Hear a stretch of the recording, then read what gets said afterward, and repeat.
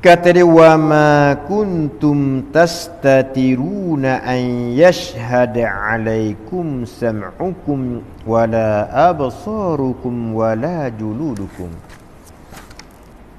Dan tidak adalah kamu itu dapat sembunyi kejahatan.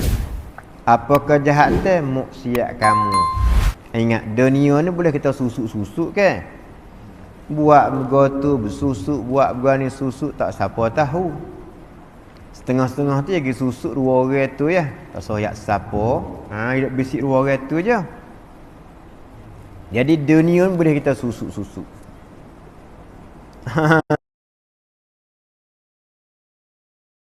Tu dia. Adapun akhirat kelak tak akan boleh susuk. Dunia kita buat gapo kita susuk. Susuk sawi tak sawi tahu tak sawi tahu kita dunia ni. Akhirat esok di antaranya tidak di antara ada kamu hak ni gapo kecek ni. Pio duk kecek, pio duk royak ni, pio duk kecek duk royak ni.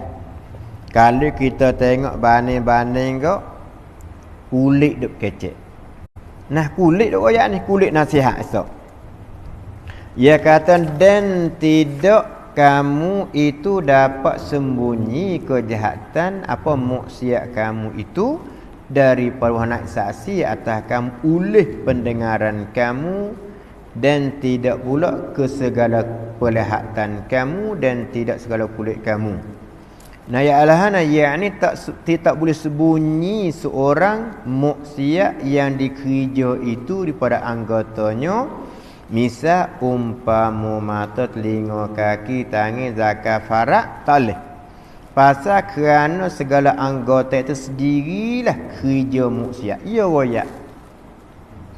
Nah tangan royak tak, ambo pergi ambil perkara tu, ambo pergi buat begitu. Mata pun royak, ambo cerulong perkara tu, cerulong perkara ni. Hak ni duk kecek berkira belum lagi taubah.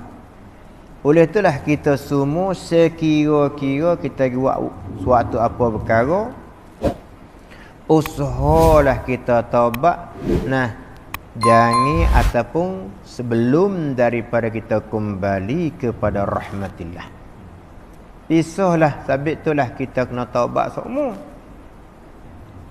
Sabit Nabi sekurang-kurang 70 setengah riwayat, setengah 100 istighfar. Nah, tu dia, kita kena banyak istighfar. Istighfar selawat